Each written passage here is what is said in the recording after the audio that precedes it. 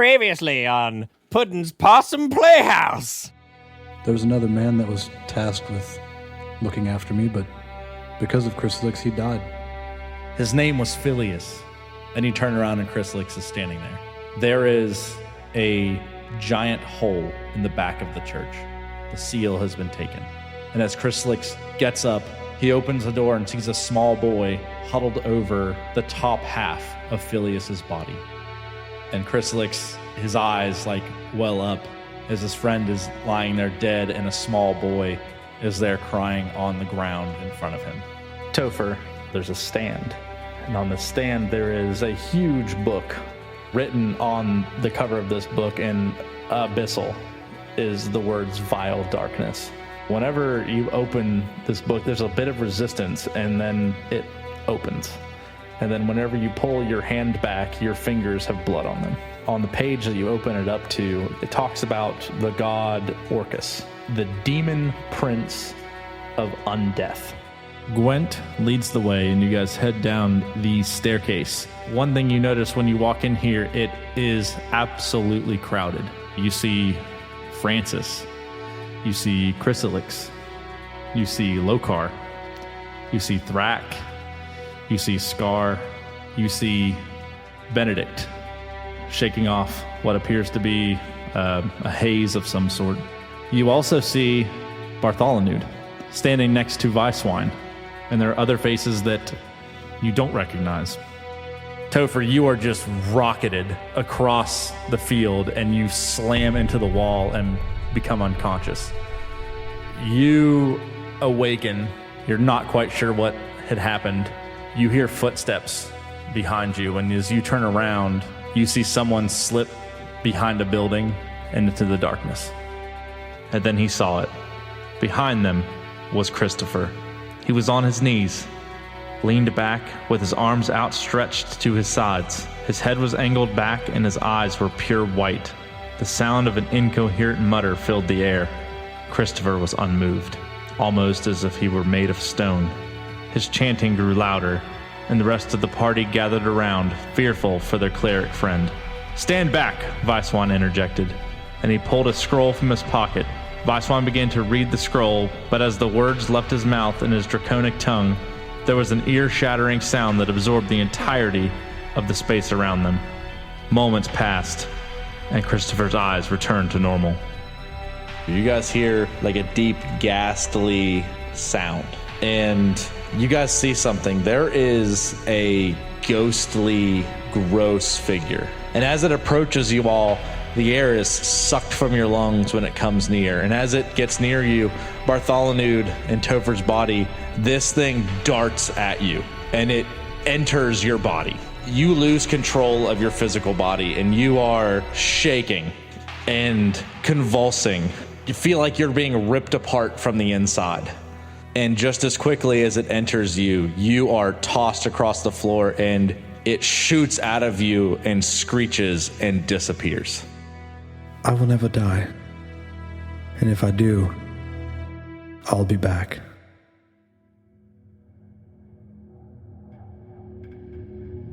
Bartholomew, where did you go? We needed you back there at the keep. I needed to go on a soul-searching mission, and I am pleased to tell you that I have found what I was looking for. Good. Something happened to us a little bit ago, and I feel different. I feel like something's changed inside of me. I will tell you more about it later, but I'm glad that we found you. I'm glad that we found Benedict. But why are we here? Bartholomew has this strange look on his face, something that he saw in one of his visions was kind of corroborated with reality, and he's just kind of taken aback. He assumed that what he saw in his mind was created by his mind. It was a vision of his mind. He didn't think it was real. And he just it makes him wince for a moment, and then there's so many people around here, we don't get really too involved in the conversation. Bartholomew. Sorry. I'm yes. You're standing right next to me. Benedict. He forgot how to talk. We've been looking for you. We went to find Gwent and went to Bartholomew's. It's good to see that you are safe. Well, you can thank these fucking guys. Somebody sucker punched me. Thank you, guys.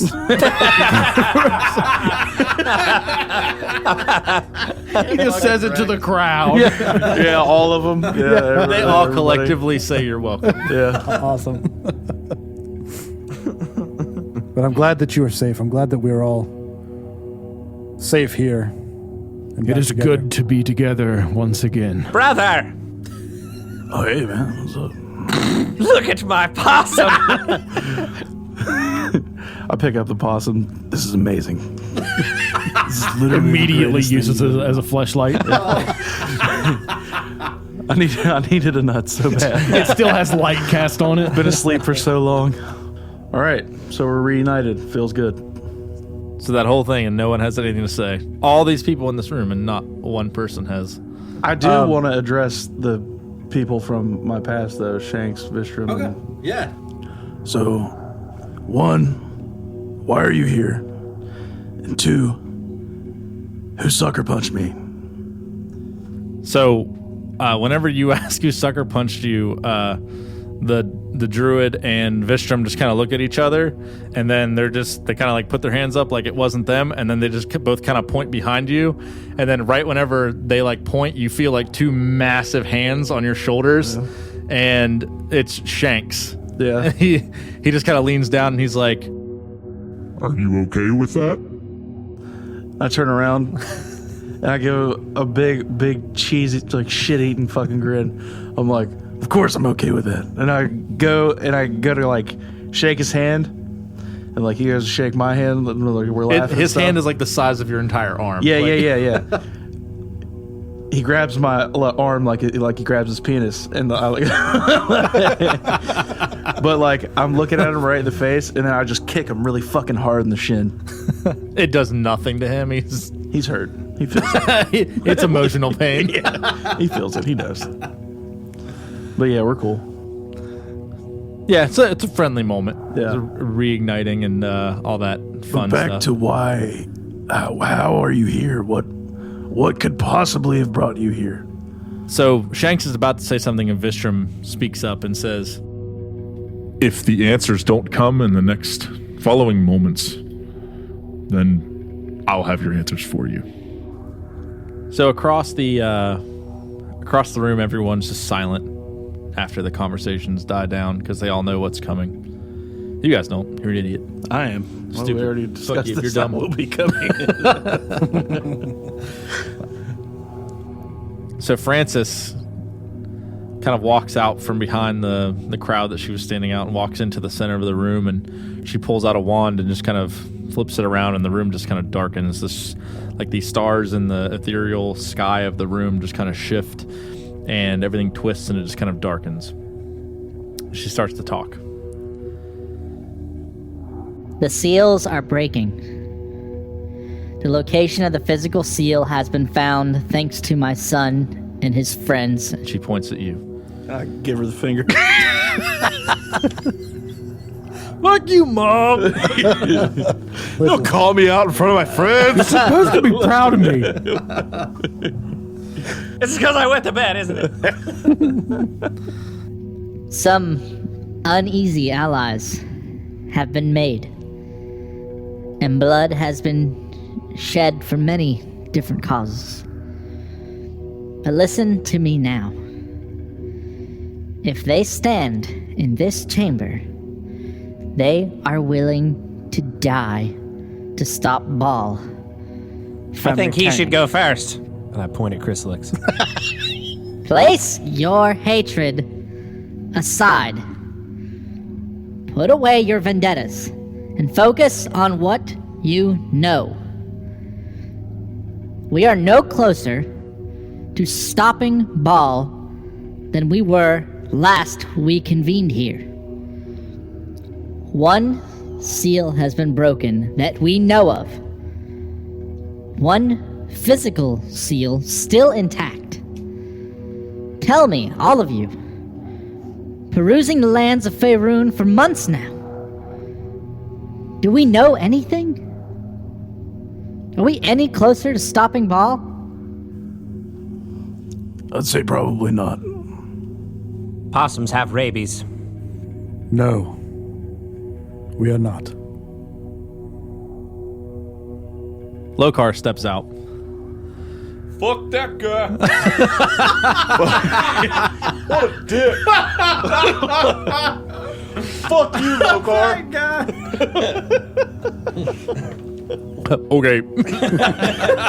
I throw my book bag at him. Hamilton and our rabid possum. Possum throwing like the rotten tomatoes in the book bag.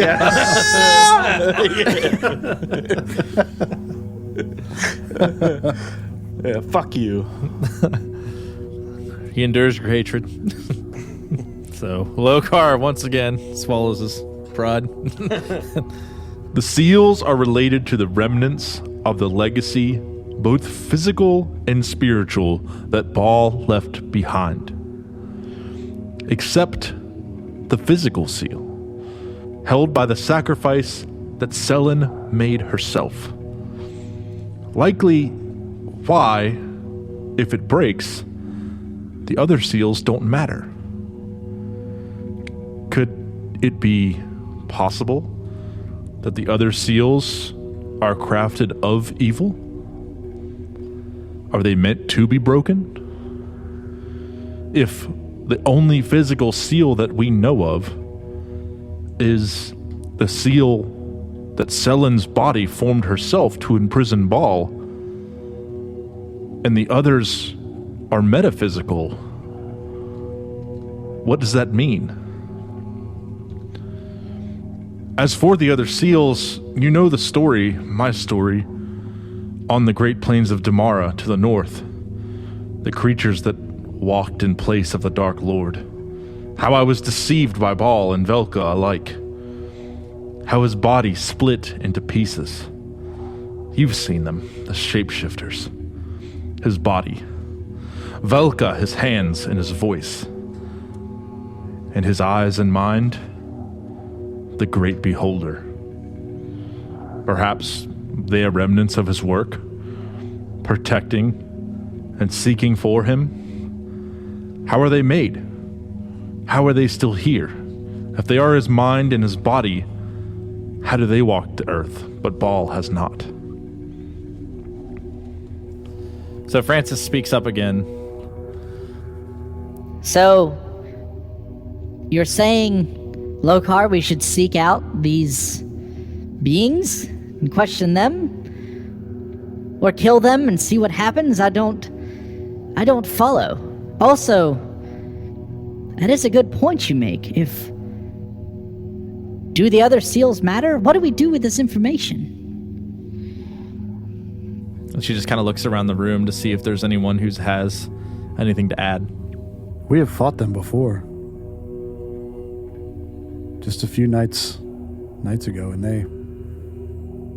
it seemed that they were getting weak. They just oozed into the ground and disappeared. Lokar speaks up. Was it like a lava? Yes. A blood lava, yes. The shapeshifters, his body. Baal is here. Baal is among us. But something is preventing him from taking his true form. What it is, we don't know. But if we perhaps stop them, would that prevent a seal? This is what I do not understand. Are we preventing seals from being broken? Or are they attempting to stop them from being broken? I do not understand if there is one physical seal that can be broken, why are they pursuing to break the other 8? Do they know about the physical seal? You told us it was found in the basement of the nobleman's keep. But you've also told us he is evil. The nobleman is one of these shapeshifters. But we don't... Is it possible that they not only know that it's there, but that the physical seal is what allows them to move between planes? Do we have evidence that they do move between other planes of existence? Other than the fact that they seemingly pop up out of nowhere. Only within Neverwinter have they been seen. Am I right? Within town? Within potential moving distance of? That would make sense. That's where the seal is located. So, But what gives any indication that they have moved out of their own city? I can always think that that's how they made their way to be in our plane of existence, since Ball can't physically be here. And we've seen them use that seal as a place to heal. And to escape. And it's underneath of the keep, and they have overtaken the keep, so it stands to reason that would play a part into it. But as far as physical proof, if they can use that to travel between planes of existence, there is none. As Francis has said, all of our efforts have amounted to nothing. So with no certainty can we make any claim. What I do know, I was there the day it was formed. I saw it take shape. Ball's power can extend from beyond the seal. I could feel it as it was hundreds of yards from me. But he can't come from it. So we could make the assumption, and while it may be immature to assume, but we can make the assumption that they cannot travel to and from it, but they need to know where it is in the event that they can find a way to break that seal. What were you mentioning about them needing the other seals, to guard the other seals, to keep them from breaking? That is where I need help. I do not understand. If there is a seal that they can break that are forged by the metaphysical, I am not aware of how those seals tie into the one physical seal that we know exists. For when the blending of the dragon's blood took place, the seal had broken. The world nearly collapsed. Earthquakes and rained fire from the sky. An event like that has not taken place again. But what bearing or effect would that have? Did it weaken the power over that seal? Did all this happen afterwards? It seems as such, but we don't know. Perhaps that seal breaking weakened the power that the physical seal held, and when that took place, maybe Ball's agents were able to somehow have some type of control or connection to Ball from beyond the seal itself. These are the things that we don't know.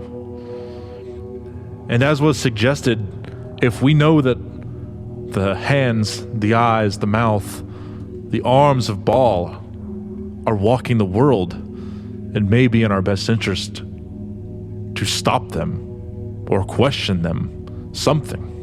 I think that we should just assume that the enemy is already far, far ahead of us, and we should try to destroy his mind and body. And maybe that will slow whatever's coming down. Do we know what the other seals are? We know about the physical seal and the one that Bartholomew accidentally broke. We can try to capture or question any of these creatures. But while you're talking and you're looking around, you see the shadowy figure walking behind everyone, like circling the room, and no one notices him. we can capture and see what they... And then I just kind of like stop and start following this around with my eyes. And I just like mid-sentence stop and I'm just watching this. Hamilton places his hand on Topher's shoulder and speaks into his mind and says, "What is it, Topher?" And he walks around and goes behind Lokar and disappears. It's the shadow again. He's here. Where is he? He just circled the room and disappeared behind Lokar. Eldritch Blast! I was really hoping you were going to say that. Just kidding. He walked behind Chrysalix. Cantrip.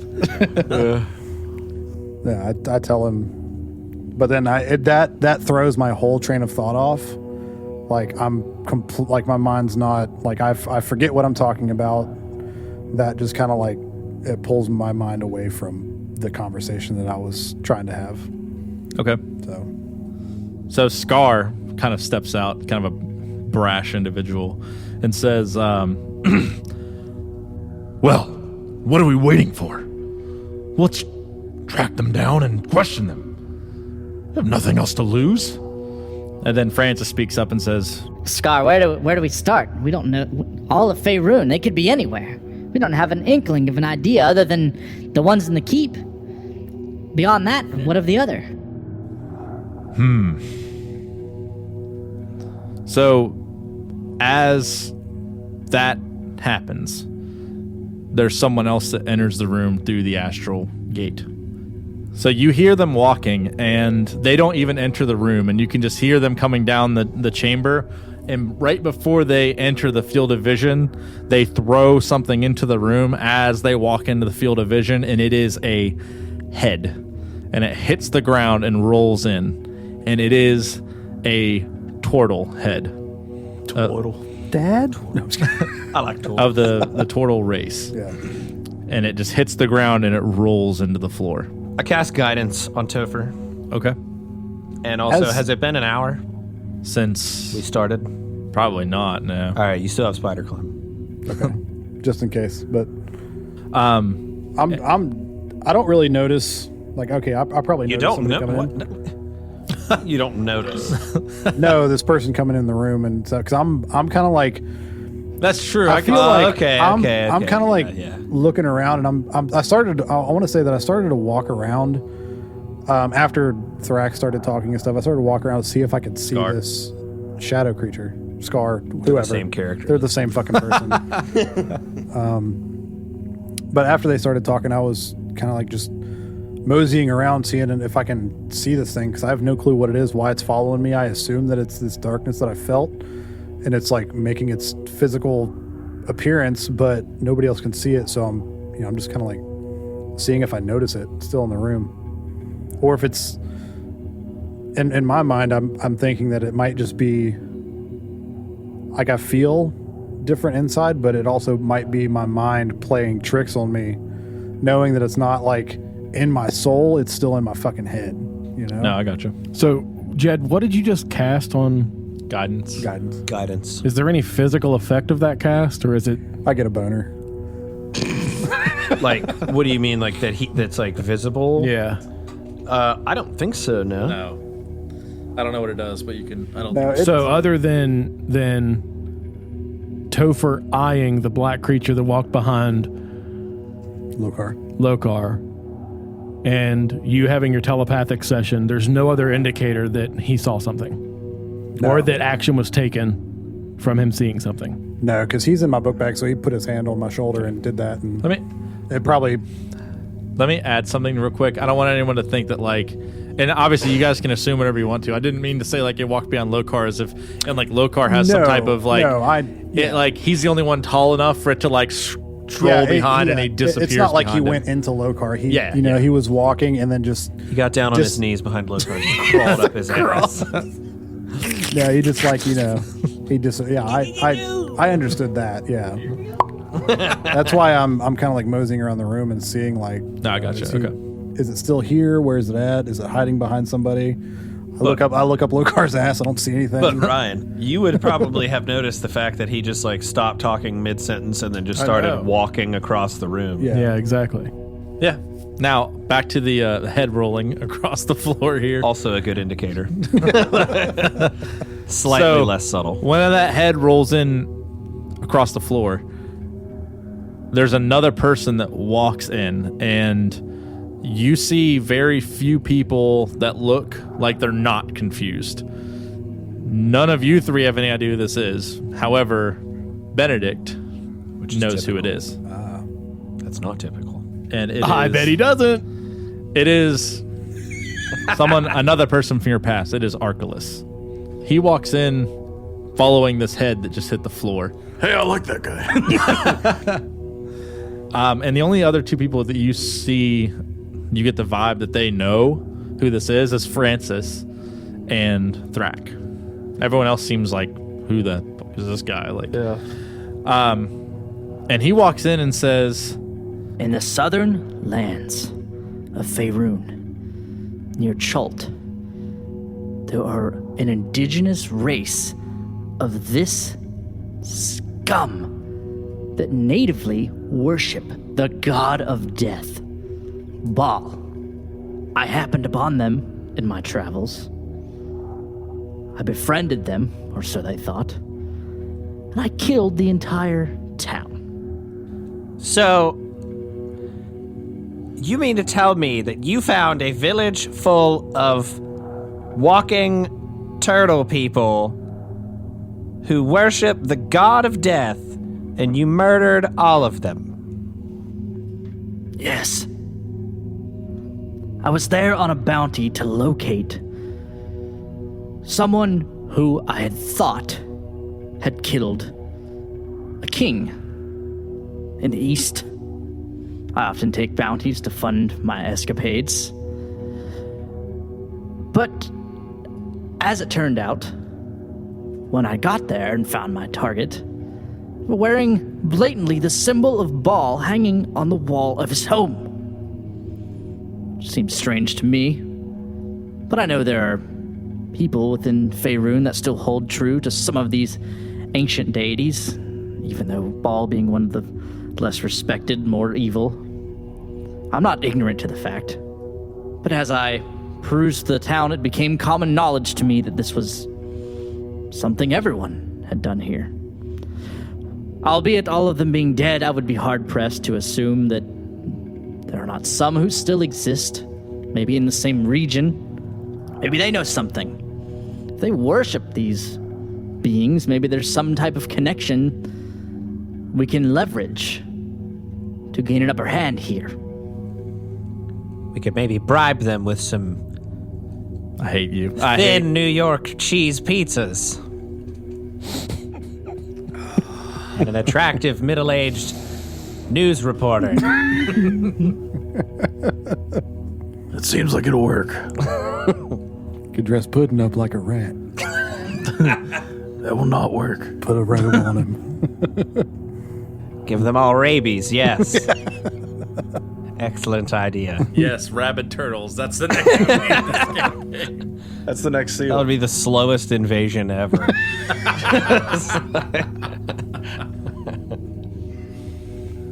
So, Archelaus kind of turns around and he says, Do with that information as you wish. and turns and looks at Francis, and Francis just takes off a bag of gold from her side and throws it at him, and Archelaus grabs it and walks out. Nice to see you too, man. It's good. Why'd you hire that guy again? That guy's kind of fucked up. He gave us more information than we had before. Information that was well paid for. All right, so a little meeting between us here. Personally, I think we should find a way to either contain or fucking kill the shapeshifters. Because if they're his mind and body, I feel like it's going to slow down the process of him coming back. They are If not a his little his body. They are his body. Okay. Yeah, what Locard said was the shapeshifter's his body, Velka his hands and voice, and his eyes and his mind are the great beholder. Well, either way, we should either trap them or kill them. I would prefer to trap them to extract information, obviously, because they could give us a lot of information if we could poke the right places, if you feel me. I do feel you. But yeah, what do you guys think? Honestly, I think that plan's terrible. I only suggested it because I thought it would go horribly. Why is it terrible? I just don't think it's going to work out. Francis, how did you meet Archelaus? Would he have any other information that might be beneficial for us? He was a Tinder date. As you know, Archelaus and my son were imprisoned in the orphanage for years. And while yes, they were abused and they were tortured, they were free from the harm and the grasp of those who were wishing to do more harm on this world. And when my son broke them free and they escaped, I watched all of them closely. Everyone who my son had interacted with. That's why Shanks is here. That's why Vistrom is here. Archelaus. Among the only who survived. And Archelaus is not someone who I would consider a friend, or that Benedict likely should consider a friend either, but I know they share that bond. Archelaus is a murderer. He's a killer, but he can be bought. That is my fear. You have trusted him not only with the information of where this location is, but also with the access to this location. What if someone bought him, and one of these turtles that we learn of is still alive and carries the vengeance of their entire city? Bartholomew Archelaus only agreed to help me because of my connection to Benedict. And while I do think, yes, that is something we need to be mindful of, the key to the astral gate is not something that is given. He may have had it now, but it can be changed, it can be altered to where he cannot find this location ever again. Yes, I do trust that Archelaus would not betray us, but you're right, that is something we will need to act against to ensure that in the event he has bought another side, we will be ready.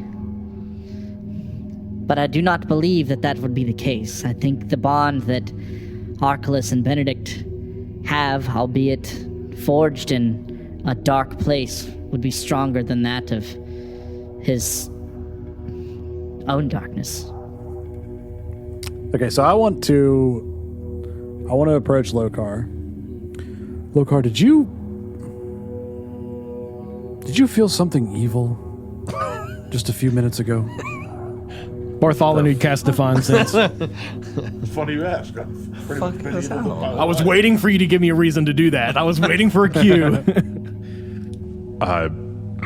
No, Topher. Other than this head laying in the middle of the room, not particularly. Okay. I was just curious. What an odd question. So, the seals. What are our options?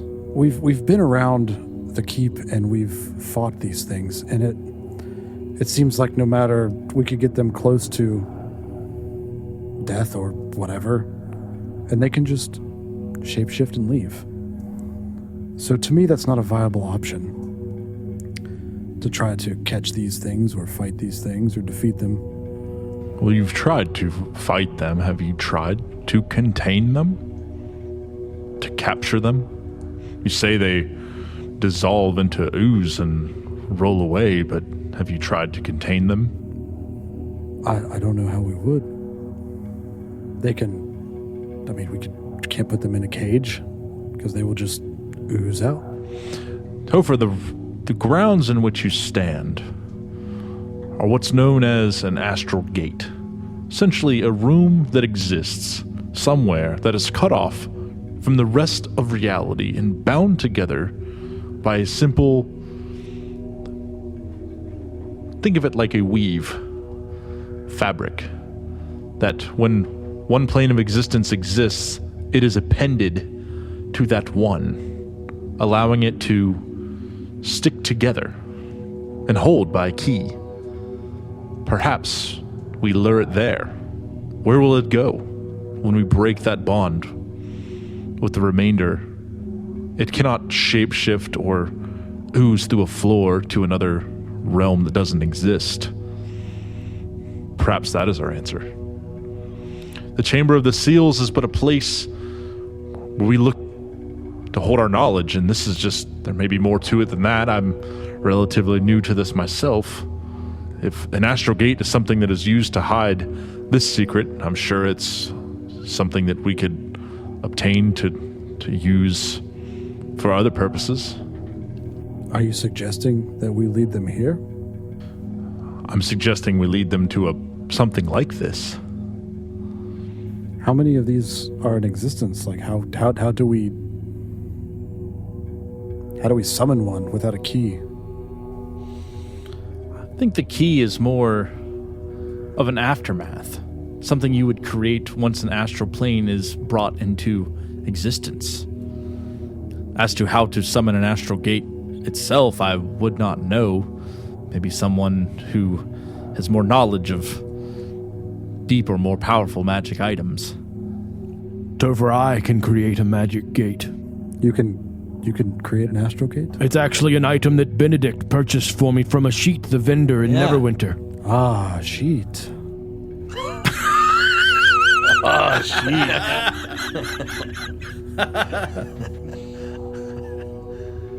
And then I pull out the little cube. This little 3-inch cube radiates palpable magical energy. It has 6 sides that are keyed to each plane of existence. And then I say, we can use this to go anywhere that we've been. Well, that's one option that we could take, Bartholomew. So I call out Thraken Scar. And I walk kind of toward the center of the room, and with my right foot, I kind of move the dirt on the ground, and I say, Scar! And I point toward the ground, and I say, where else can this go? Scar kind of turns his head and looks back at Thrak, and Thrak steps out and says, I am averse in the art of transportation and teleportation via magic. It's not a where it can go, it's where do we have access to. And the room at the bottom of the stairs under the rug in the bedroom. Can that doorway be moved? And is there any benefit to having this room isolated from evil? Can we not use this room to contain it? And then Lokar speaks up and says, That is what I was suggesting. Maybe not this room, but something like this room. If we have the ability to contain it somewhere where they have the illusion of choice, what better way to confuse them? And if we can use this room to create a portal that gives them that illusion, we can force them into the choice of choosing death or choosing death. So Francis kind of walks out and says, We can use this room. We've gained no knowledge, just as I have said, if we need to use this. But it would benefit us more to outfit these rooms in a way that would trick them. How would we get this room, which can be changed, to mirror a place that would provide them a full sense of security? So what if we put a gate right over top of the seal that's at the bottom of the dungeon, the keep? Like I said, you're going to hate me. That's where they went to heal. That's where they went to flee to get away. That's somewhere that when they were damaged, they went to for safety. If the gate to this room was there, they would be forced into a trap. Well, that was my fault. I'm still not opposed to trying to come up with different ideas Yeah. That's what I'm gonna. either. I'm not super committed to this. there's a lot of answers you can find here tonight to a lot of questions I know you guys have. So you just got to ask the right questions. I'm going to approach Chrysalix. Hamilton, I'm gonna go talk to Chrysalix. If you could stay there if you want, but if you want to hop out, I understand. Hamilton hops out. Okay. You take Puddin with you? Yeet! Of course I take pudding. What a stupid What question. kind of fucking stupid Stupid question to ask. So I approach Chrysalix and Chrysalix, what have you seen since A lot of dicks. since the last time we've been together? What? Because in Christopher's mind, other than the party, he's the one that he feels like Don't Most- you ever do that again. most connected to. Call What? yourself fucking Don't you Christopher. ever call yourself Christopher. Never Sorry. again. I was literally reading it off the screen here. How dare you? Christopher Dingus Dorian. Topher. Thank you. other than the four of us together and pudding. Chryslix not really feels close to, but like, he's the one who found him and he's the most familiar with him. I guess he just kind of wants to know like what he's seen or what kind of knowledge he could provide to help us figure out what we can do, because we haven't really heard from him down here. We've heard from almost everybody. Like, everybody's spoken about something except for him. He's really just kind of been quiet. Well, Topher, to be perfectly honest, I haven't been at the best health. I've been recovering from our last encounter, and kind of looks across the room at Hamilton. But I've been here, helping where I can, but I've been relatively immobile. I don't have anything, Topher. I've been praying for your safety. I've been reaching out, hoping Mishkal would provide some guidance and some help here, but what I can say is it's strange. In this short amount of time, since I've seen you last, the manifestation and presences across Faerun, from what I'm hearing, are that the gods are becoming ever more present in the lives of those who worship them. Which is odd, because it would seem that up until this time, they haven't been very active. And as we've talked about before, and what you know about the gods, is they require the strength of their worshippers to maintain a stable and relative influence on the world. But the less worshippers they have, the more powerful they become, yet very much unstable. So Mishkal, being an older god, not as ancient as some others, but it is strange to me that I would feel more of his power than I have before. So I've been pondering this, Topher, and do you know of any of your friends? I know your warlock friend over there who's not too fond of me. He has his own propensity for some type of patron. I know Bartholomew, as a black dragon, is loyal to Bahamut. Have you noticed, or have they said anything about their connections to their deities that they worship? Come to think of it, I mean, Hamilton lost his powers and I didn't notice it. It wasn't really anything out of the ordinary, but he did use some powers before we came down here. Other than that, I don't know if Lokar's given him powers back or what, but... So Bartholomew he's still thinking about when Topher asked Lokar if he sensed any evil. So Bartholomew, without saying a word, just casts Divine Sense, which lets me detect good and evil within 60 feet. I can detect celestial, fiend, and undead that is not behind total cover. You do sense an overwhelming presence of good in the area. There's a lot of it, and you look around and it's almost like you can smell it. Mm-hmm. And it fills your nostrils, and it honestly probably brings a small sense of comfort. But intertwined in that, somewhere in this room, there is something that is horrendously dark. It's starting to creep in, and you can't tell whether or not it's growing stronger or whether you're more attuned to it, but it is in the room. It says I can sense anything affected by the hollow spell or know the location of a celestial fiend and undead. Yeah, what you sense is not celestial fiend or undead. Okay. Now, that being said, there's definitely something here. Yeah, I can detect something. Chryslix, as a follower of Mishkal, you know a lot more about him and about his magics and things than I do. Maybe you can answer me a question, as you are one of the few people in this room that I can trust. Have you ever had an overwhelming feeling or urge or we're drawn towards something evil or dark. Mishkal is a god of light, Topher. It's not often that we would be drawn to things that are evil. And as you're saying this, his face turns black and he attacks you. He lunges right at you.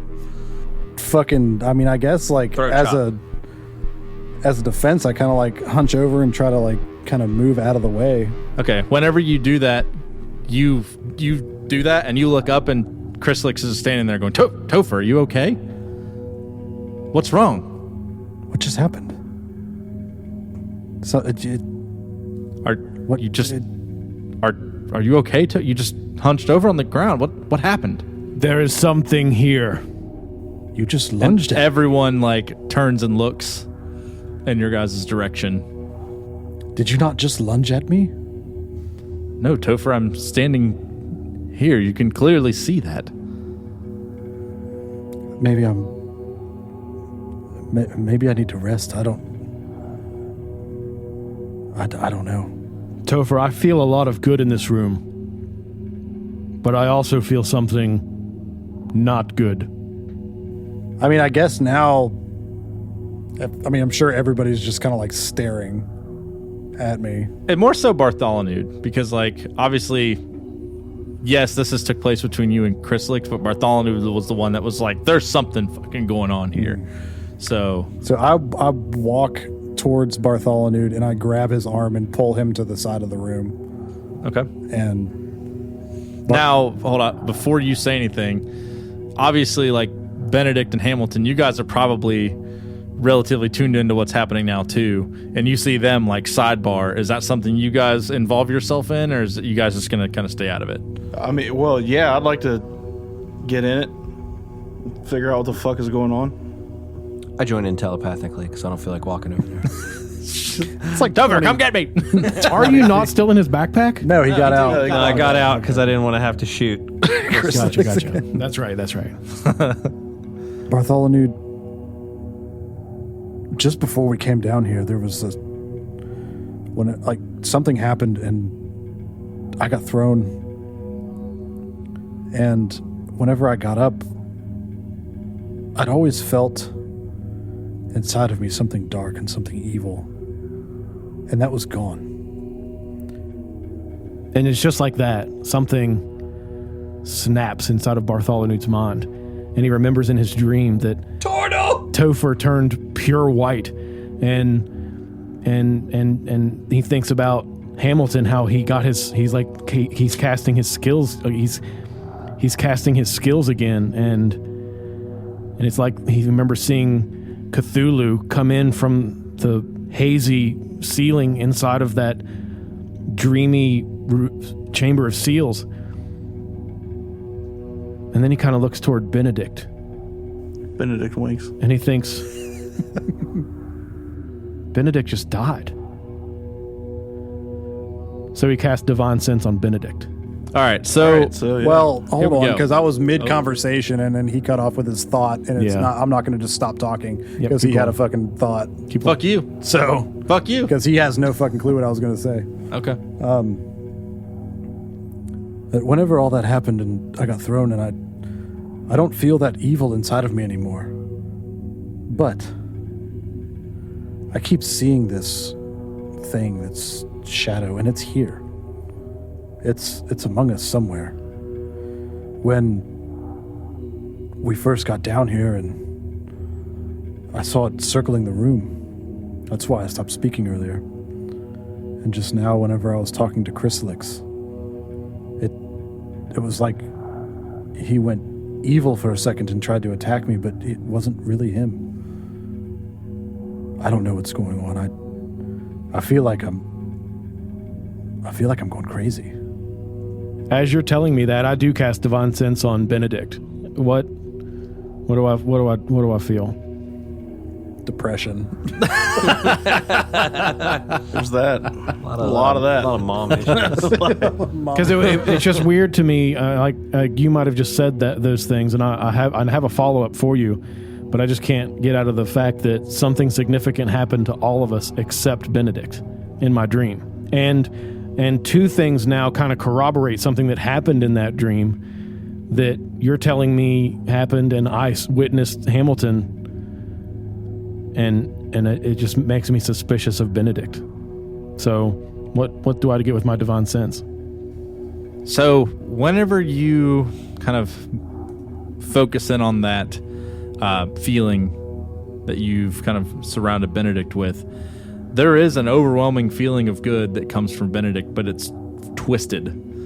And you know that he died at one point, so you can't tell if that darkness is inherently evil or if it's just him harboring darkness that he just hasn't dealt with because he's just had such a tumultuous past.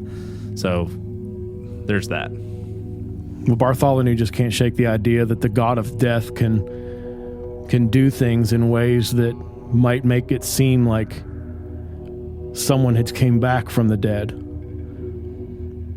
But, my divine sense is telling me that Benedict is not undead, so he's clearly living.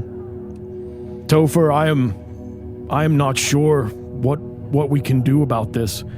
And is everyone here listening to this? Does everyone in this room know what Topher just told me? Benedict said that he was there. Yeah, he so walked Benedict- up in this I walked conversation. up, I walked up. And in the then conversation. Hamilton said he's kind of telepathically tuned in with probably his brother, because that would be who he most has a connection with.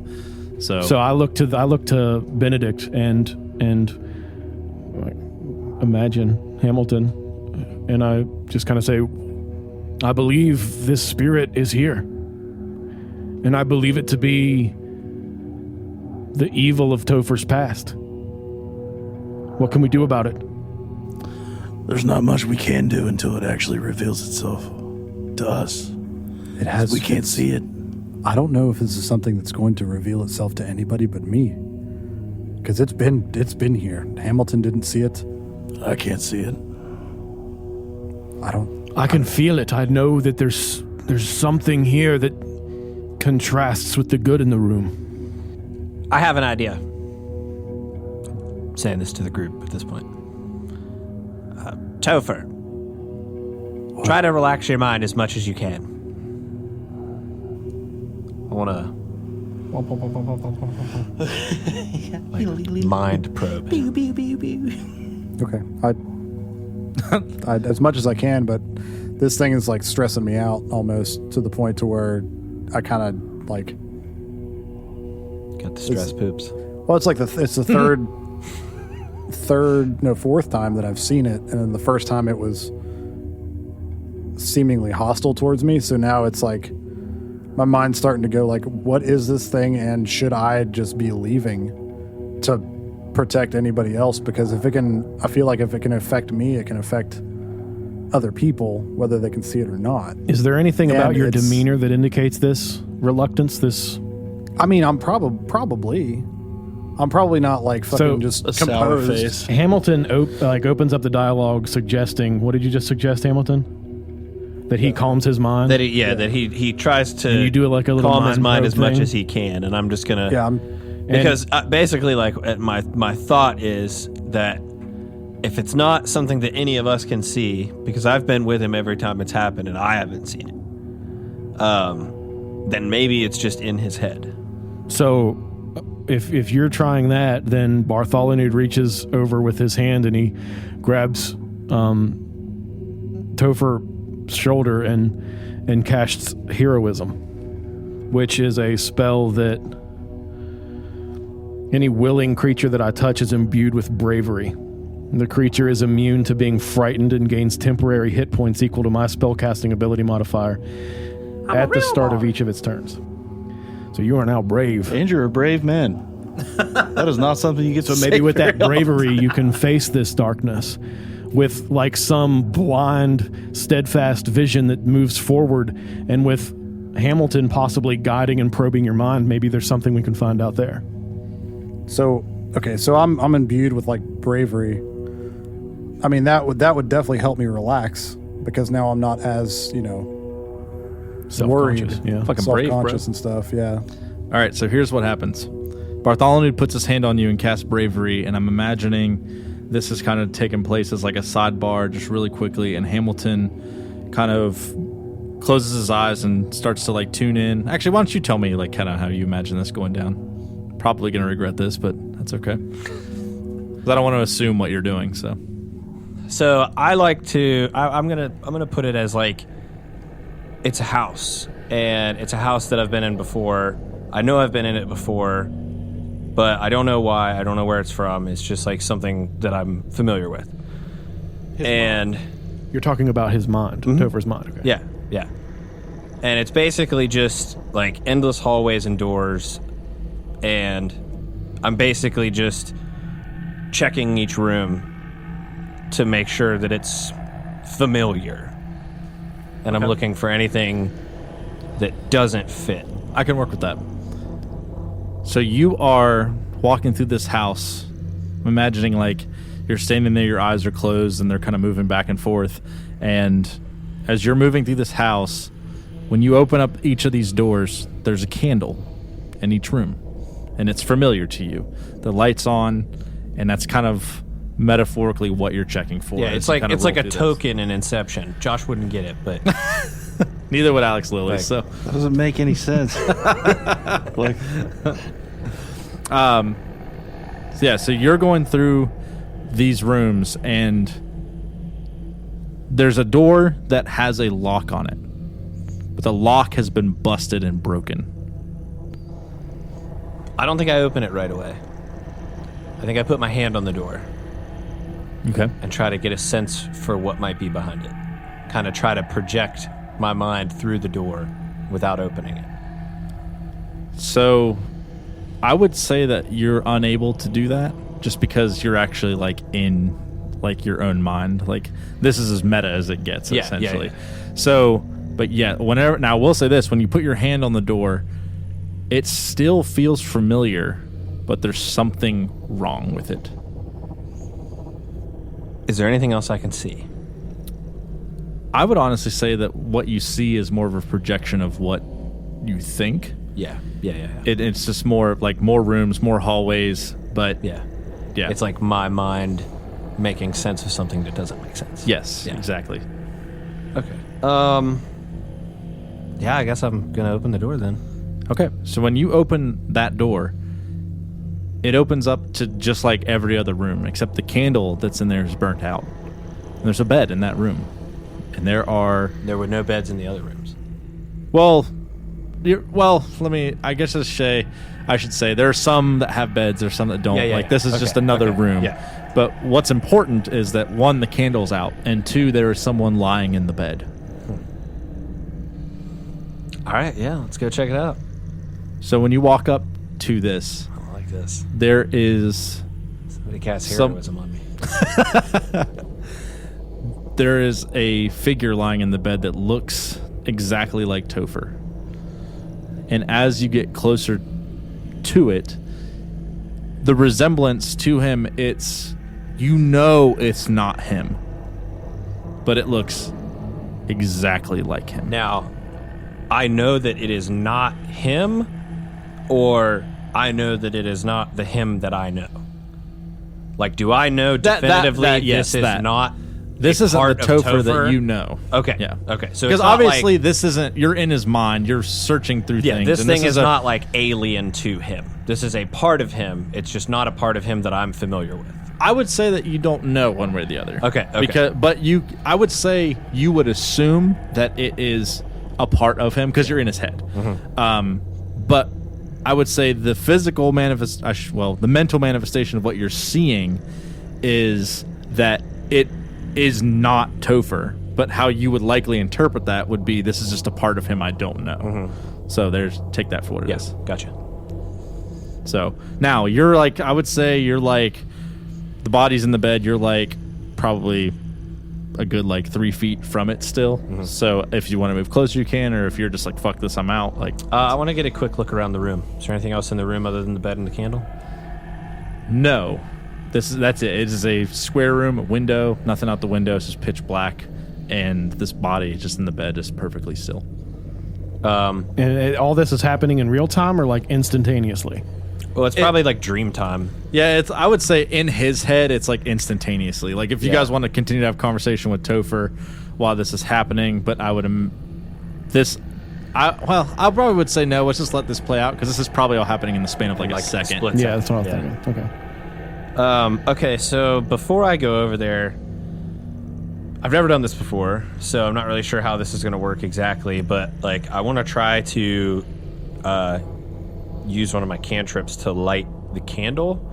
I don't know if I'll be able to do magic in here or not, but Okay. to try to create some kind of light. I would say you wouldn't be able to use magic here. However, I would say that you likely Could manifest. like a candle or Yeah, something like okay. the fact that you're in someone's head, I don't want you to have like all these powers, but I like the idea more of you like Willing it. There's a Like, box of willing it matches into on there. Yeah, existence. something like that instead. Yeah, okay. So you're able to like influence Inception. change. Yeah. Exactly. Yeah. Sorry, Alex. So yeah, then I wanna manifest like a match basically, and try to light the candle and see what happens. Okay. So I'm imagining you walking over to this table, dresser, whatever it is, and there's a And you know, I'll even set it up. I turn around, facing away from Topher in bed, and bend down to light the candle. Okay. So when perfect. Thank you. I've seen a lot of horror movies. So as you do this, you lean over to light this candle, and the candle lights just fine. And then as soon as the candle lights and you pull it away, it goes out. And then from behind you, the body comes and sits straight up in bed. And you hear it raise. Oh, yeah.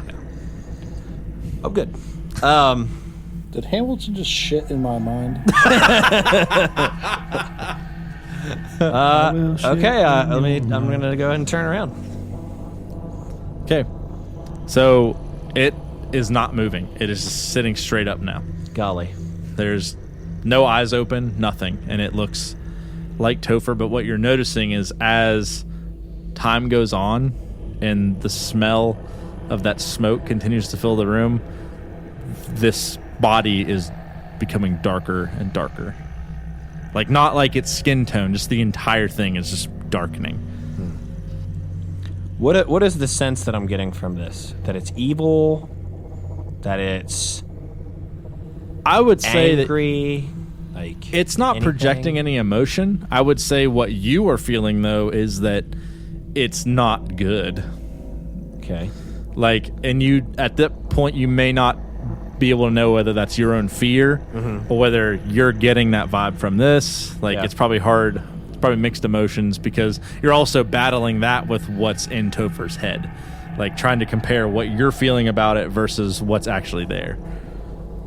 Fuck it. I'm just gonna go for it. I want to run over, jump up on the bed, and just get one hand right on its forehead. You're just going to run and jump on the bed? Well, you're short, so you probably have to do that. I would have to, yeah. Even if it's just a mattress, I'm probably gonna have to get a little hop. Okay. So you put like 1 foot back and then you take like a running leap. And when you do that, this creature comes to life, red eyes, and just snatches you out of the air and holds you by the neck and says, It has been a long time since I've seen anyone else but Topher. I will be seeing you soon enough. and he just throws you. And whenever he throws you, you just go flying. And Out the door slams behind No, me. like your real body just goes flying, and you are no longer in Topher's head. Fuck. This is something you all see. Topher, you can face this because you are embravened, and Bartholomew, you were standing there firmly with your hand planted on his shoulder. Benedict, you were standing right next to him. And then Hamilton, you kind of hit the ground and look up and like see this from a bit of a distance. And there is, Topher's kind of like on his knees, like just kind of absorbing what's happening. And there is a creature that is exactly parallel to Topher. And he is face to face, almost forehead to forehead with him, and says, I have been waiting for this moment for so many years. Hundreds of years. And to escape your decaying flesh, your skin. I don't know where I am. I cannot sense it. But I am coming for you. I will find you. I will get out. and he kind of looks at all of you and says,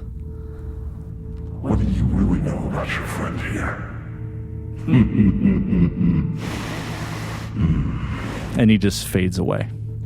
So real quick, before I forget, so his ass is stuck in the astral plane now, right? Because that's where we are. No, he was saying he's going to get out of. Yeah, He's so not- he's not Okay, out so yet. that was just a projection. That was a manifestation of it. Yeah. yeah, which is why you're able to. He was able to see him, and then he's able to project himself, and he had no clue where he was. But the only thing that you know, and probably at this point in time, you haven't communicated this yet, but what you probably gleaned from that is whatever that is, it's still in him. Everyone get out. Chrysalix, stay. So like everyone just Like kind of the looks group. looks Like around. us four and Chrysalix, stay. Everybody else get the fuck out. And Bartholomew knows like where he's kind of going with this, and kind of walks toward people and begins to chaperone them toward the exit. And obviously you're getting objections from people, and they're like, what's going, is everything okay? Like what, they're not like fighting it, but They they're just look over and Hamilton's just like, "You!" And he goes flying through the air, and then he's like, "Get the fuck out!" Like, Well, Yeah, did everybody else in the room see that too? Yeah, or we was all it saw just? oh yeah, everyone Yeah. can. Okay, yeah. But And that's the this thing. is Not literally everyone noticed it, maybe because like they see him fly across the room, him look up. So I mean, maybe they did. It's just like I would probably say like 80% of the people saw it, but that was not a loud conversation. That was an intimate, Oh, yeah. close up like thing that just. So took basically, place. what the crowd witnessed was Topher talking to Chrysalix, and then all of a sudden, Topher trying to dodge Chrysalix attacking him, but he didn't even attack him. And then I shout out, "There's something evil here." And then we have this little sidebar, and I touch his shoulder, and then Hamilton goes flying across the room, and then he yells, "Get out!" And I start chaperoning people out. Yeah, I would say that'd be enough for everyone to be like, okay, like Fuck I'm this good to shit, go. I'm out. Now, I wouldn't say everyone would be like just willing to like just fucking leave.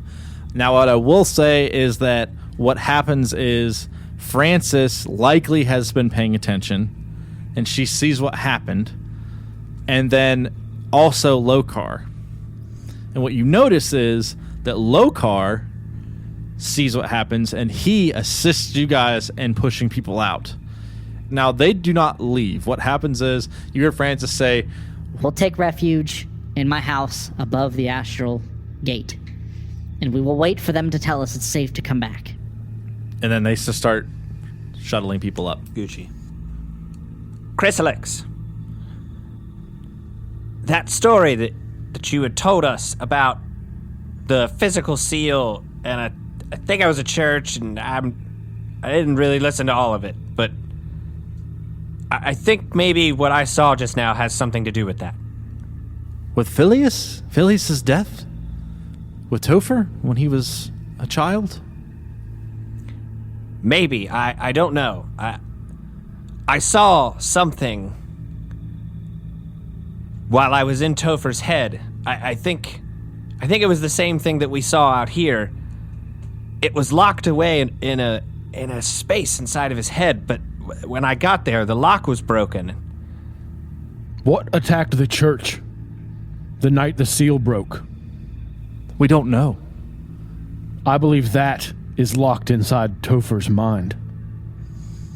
The entirety of the church was nearly destroyed, and the seal had disappeared, only to have found it having been buried below the nobleman's keep. It said it had waited hundreds of years, and that it was coming for us. So this thing, whatever it is, I can only assume that it's part of the struggle that I've been having internally, where whenever there are evil things around, I feel drawn towards it. I don't know why it's manifesting itself now, especially whenever I feel like it's gone. But like it said, it's still inside of me, but I don't feel it like I used to. I don't feel that darkness inside of me. When is the first time that you saw this shadow creature? Just before we came down here with Gwent and Hamilton and Puddin. Topher. That was the first time that I've seen anything. I saw some sort of shadow type thing. I thought it might have been just somebody watching, running around a corner. So we went to investigate after Hamilton blew a hole in the house, And that's whenever I turned around and it was there in my face. And when we first came down here, I saw him again circling the room. And with Chrysalix, it lunged at me. It seemed like it was Chrysalix, but it must have passed through him. I thought I was going crazy, but I guess I don't know what to think of this, what to make of this. The only person that I know that would have any sort of answer to this would be Chrysalix, because he's known me my whole life. And then I looked to Chrysalix. Hamilton also looks to Chrysalix. Chrysalix, the one very distinguishing thing was that this part of Topher's mind was locked away to trap this being inside of that part of his mind, but the lock was broken. And yet, it hasn't escaped yet. I swore to protect Topher. And the reason I've been so actively engaged in his life at this point was because when Phileas died and Topher had grown, we parted ways. I had not heard from him for years. And to be honest, I had assumed that Topher had passed on. He is a human man, after all. I had heard many rumors. I can't make sense of this either. Chrysalix, how many years has it been since Phileas, since the church, since I was just a boy? Almost 400 years. What types of magic could keep a human alive for this long? Because with this darkness inside of me, it feels like it's not a good magic. It has to be something dark, maybe sinister, that happened to me. I don't know if it was what happened to Phileas at that church or if it was something that happened in the Forbidden Forest. To be honest, Topher, there are many things. People survive years beyond their expectancy by the hands of gods, by the hands of magic, by the hands of the spells that they themselves create. It would be a fool's errand to guess. I don't know what to say to help. This has troubled me for some time. This is why I've been keeping such a close eye on you. If it were at the hand of evil, I had only assumed that I would see that. As he's talking, I reach into my backpack and pull out the book that I found in that underground after I left Chrysalix, the one that makes your hands bleed or my hands bleed whenever I grab it. I pull it out and unwrap it because I've got it wrapped up in like a cloth to kind of keep it safe.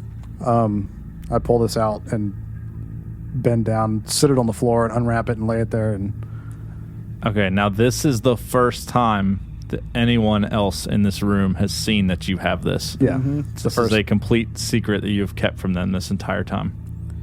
After I left and ran from where I awoke Chrysalix, I found this book underground, and it was almost looked like a ritual type of place. But one time I left there, I went to the city of Telos, and they have a place there with people who study and are knowledgeable of different types of books, magical and whatnot, and they didn't really have an answer for me as to what this is. While you're talking, you can hear everyone leaving through the astral gate and you can hear it like clicking and opening, and you hear people like filing out. This is not I don't believe this is a part of my past. I think I stumbled upon it just as on my journeys away to get away from the orcs that were trying to find me. But I've carried it with me because I didn't know of its value, and whenever I open it, it uses my blood. And whenever they inspected it in Telos, it was gibberish to them. I didn't take blood from them. Now, Bartholomew, your divine sense immediately begins to go off, and you smell something horrendously evil that is filling the room. And Bartholomew kind of looks around and he becomes more alert, and hopefully his disposition is made aware as he's just trying to feel and smell around and determine the source. Okay. Go ahead, Topher. I open the book. I want to show them what I'm talking about whenever I open the book. Okay. I know nothing of what this is, but this is what happens whenever I open it. And I just fold open just the top cover. I just open it so they can see. As our party circles around this book being held by Topher, a great sense of dread overtakes them all, like a candle being snuffed out. Bartholomew's nose continues to fill with the scent of evil, his divine sense ringing and scratching at him from within. Something evil is here. His eyes shift left and right, intently fixated on the slightest movement. His hands slowly reach for his halberd, and his grip tightens around the handle, as he stands readied, prepared for whatever this evil is. Benedict, watching Bartholomew, reaches across his belt, and his hands clutch the unactivated hilt of his sun blade, preparing himself. His head lowers. His eyes slowly dance around the circle of his friends as the trepidation descends on them like water on rocks. Topher stares intently at the pages on the book. The incoherent words pulse through his mind. He wrangles with their meaning. He knows them. He knows them as the synapses in his brain batter against the barrier that has never been more apparent. Something has awoken in him. The blood thickens as it pools on Topher's hands, soaking the page's edge, traveling through the coarse skin-like veins in the ancient pages of this book. Only a moment has passed, but each second feels like hours as the tension in the circle of friends continues to grow. As the blood soaks through the pages, the words turn red and then orange, and they begin to glow from the page. Brighter and brighter they burn, illuminating the faces with a near blinding emission of light. And it is in that moment time stands still for Bartholomew. The words on the page glow, and a light comes on in his head. The text, the sense of evil, the words on the page, it is the same as the scrolls that he read the night of the attack in Neverwinter. Bartholomew looks up, but before he can speak, the book violently snaps out of Topher's hands, landing upon the ground facing up, but Bartholomew doesn't speak. None of them do, for they are speechless at what they see. Standing in front of them, a shadowy creature. Perfectly still it stood, with bleeding red eyes of fire and lava that drip and disappear as if ethereal in nature. It gazes directly into Topher's eyes and mutters with a grisly smile. I found you. Oh, for years I've watched through your eyes, dormant, but no more. Bartholomew's grip is strong on his halberd, but for as tight as his dragon grip held, he felt a stronger force, ripping it from him, And as for Benedict, it was the same sensation. A force that could not be fought. Both this halberd and the sunblade rose slowly away from the other two as they fought with every ounce of strength to hold them. And now, I, like the phoenixes of old, will rise from fire and ash, and we shall once again see the glory of my reign. And with this, Bartholomew loses his grip on his halberd, and the sunblade hilt frees itself from Benedict's grasp. Topher stands fixated on the eyes of the dark creature as he feels a pressure on the right side of his chest. He turns his eyes to see the hilt of Benedict's sunblade resting against him harmlessly. He raises his head back to make eye contact with the figure in front of him. The creature smiles, and as he does, a wisp of black smoke passes through the creature's chest, and Topher looks down just in time to see Bartholomew's halberd dance through the air and plunge through his armor and into his chest. Topher stands, gasping as his blood pools from around the halberd blade, dripping to the dirt, and as he reaches to pull the halberd blade from his chest, he feels a stabbing pain through his side, and a beam of light bursts from his chest and through his hand. The tip of the sunblade, boiling what of Topher's blood remained on the blade, is all Topher can see as his vision begins to darken. Topher falls to the ground as he hears the laughter of the creature fade. The last thing he sees is the book slam closed, fly across the room, and up the hallway to where the astral gate is, beyond his sight, as his last breath leaves his body. Hamilton reaches across the sand, scrambling, teeming for signs of life within Topher. There are none. Topher is dead.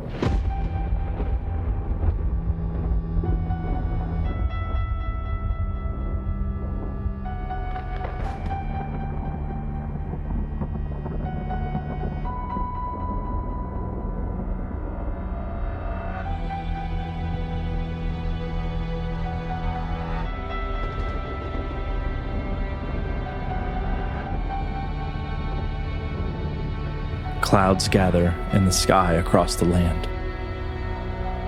Thunder rumbles as the plumes grow and gather, circling the lands to the east, swirling in the skies, growing darker, angrier, louder. The winds bellow, shaking leaves from the trees of the forbidden forest. And from the sky, the clouds glow with an ominous red as they open. A bolt of lightning, wreathed in flames, strikes in the center of the forest, spewing lava and molten rock across the land for miles in all directions. A beam of darkness shoots from the ground as gravity seems to reverse. Dirt, rocks, and the clouds all twist around in a demented pattern. And all at once, everything stops and settles, with a voice on the wind. At last.